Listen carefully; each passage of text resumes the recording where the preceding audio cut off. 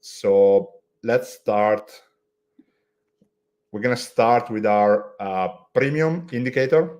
So first of all, to access the indicator, if you're part of our new website, you can log into the dashboard and you will have access to our integration tab over here. By clicking on integration, based on your subscription level, you will be able to access all our integrations. NinjaTrader, Sierra Chart, we have our basic trading view levels, our premium levels, MetaTrader, and our momentum indicator. You can click on the guide here. So this is gonna bring you to the instructions of the indicator. And if you click on the indicator, it's gonna bring you to a page like this, where you're gonna be able to simply scroll down and add your indicator to your favorite. You can do that on both the premium and the basic. Simply click on this icon here and you will be able to add the indicator to your favorite. Once the indicator is in your favorite, you will find it under your favorite tab. You will have all your indicators here, and simply click and you'll be able to add it to the screen. So let's start with the premium indicator. So the first step really is to go through the settings. When you open the settings, you have the input levels here. So this is where you will paste the code, the TradingView text code, and we can get the code in different ways. So let's jump to our Discord server. So the first thing, I can actually use our commands. So I can request one ticker levels. So I can say I want the levels for SPX, and I can simply copy the levels and paste them here. Or I can use our list indicator, for example, our TV list, and I can start typing in my asset. And then I simply copy the data and I can paste it here in the indicator, and I click OK. And now you will see the levels appearing. I can scroll through the different levels. I can open the different tickers that I added, and the levels will be here. So let's go and look at the different settings. What can you do with the indicator? So first of all, click on the settings tab here.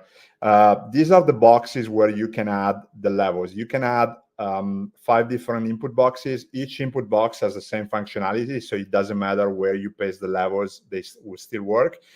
You can upload up to 4,000 characters per input box.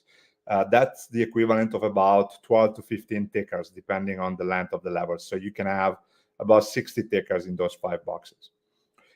Then you can define where you want the labels. So if you want the levels name on the right, on the left, on the center, you can offset the levels here. So you can move the levels to the right or to the left, a certain amount of bars. And you can also define how big the character you want. So if you want large, if you want normal, and so on. You can also add a table. So if you add the table here, you can say, I want a normal table. And that what that will do is it will plot this table in the chart.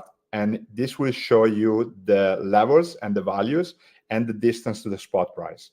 Then you can also do a few cool things. So you can actually make a light mode. So you can say, okay, I want the table to be light, or I want it to be dark. You can see how many characters you want on each line. So you can make the table wider or narrower. You can sort the levels by alphabetical orders, like in this case, or by ascending values. So in this case, you want to monitor how the levels are actually, what are the levels closer to the spot price, or you can do the same thing in descending value here. You can have the table in an horizontal mode or vertical mode. You can also position the table in different parts of the chart. And again, you can also make the text larger or smaller. You can also synchronize the colors of the labels with the levels here. So as you can see, here we have our levels. Our core resistance is in red. As you can see, it will appear in red here as well. So simply by ticking this box. All right. Then before we go into the conversion, let's scroll down to the bottom. This is where you have your colors and alerts. So what you can do now with the new indicator, you can actually deselect some of the levels that you maybe don't want to see. So in this case, as you can see, I don't have all the levels selected. let's imagine that I want to take out our 1-day minimum and our 1-day maximum. I can simply click it here, and as you can see, they disappear. I can put them back here again, and they appear. I can also define the color. So if I want to change the color here, I can do that. And I can do the same here. So as you can see, these levels are now yellow. I can also change the style of the line. So very, very easy. I can change this to this style here, and I can also do the same here. So there's a lot of customization that you can do here. You can also create alerts. So by ticking this box, you can also now go and create alerts right here. So I can actually go on my alert section. I can add an alert, and then what I need to do, I can do it on SPX. I would select our MenthorQ levels, premium, and you need to have this as any alert function call, and then just simply create the alert. This alert will be created and will alert you based on the levels that you have ticked here. So it's not going to alert me on the Jack 6 line or the Jack 7, but it is going to alert me on the put support 0DT, etc. We had a few questions on alerts. If you want to be alerted on multiple tickers right now, you have to create different alerts. So if I want to create another alert for QQQ, for example, I would simply need to come here and add an alert here, QQQ, same principle, any alert on function call, and then create. All right, so now my alerts are here. They're popping up. I can stop them. I can delete them, and so on. So here you have them. So now let's go back to our setting. All right, so let's take our table out. And now let's look at the conversion. So the new indicator. Before you go to this, let me add something to the alert setting where we have the levels, where we have down, where we can change the colors. So also you can check mark now all areas. So if you check mark only if you go a little bit to the top where we have the call resistance, you can say also now you can maybe only see call resistance or put support, or you want to see only the 0 DTE levels. So then check mark only the 0 DTEs and you see only 0 DTE. You won't only see 1-day minimum, 1-day max. No problem. You can only check mark 1-day minimum and 1-day max. And this is something cool. And also you can play around with this. So you can say to yourself, I have one indicator, one MenthorQ level premium, where I have everything.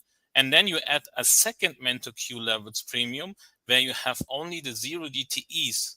And then you can switch between the 0 DTE and the full if you want a better view from the market. So we are completely flexible with this. So there's no more reason. You can see everything what you want, and what you don't need to see, you can check mark this out, and it will be there. Yeah, thank you, Patrick.